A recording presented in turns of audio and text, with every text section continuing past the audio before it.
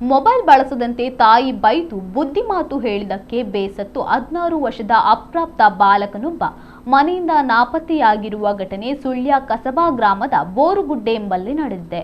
ನಾಪತ್ತೆಯಾದ ಬಾಲಕನನ್ನು ಮೂಲತಃ ಉತ್ತರ ಕನ್ನಡ ಜಿಲ್ಲೆಯ ಶಿರಸಿ ನಿವಾಸಿ, ಪ್ರಸ್ತುತ ಸುಳ್ಯದ ಬೋರುಗುಡ್ಡೆಯಲ್ಲಿ ಪೋಷಕರೊಂದಿಗೆ ವಾಸವಿದ್ದ 16 ವರ್ಷದ ಸೈಯದ್ ಅಲಿ ಸೈಯದ್ ಗೌಸು ಎಂದು ಗುರುತಿಸಲಾಗಿದೆ.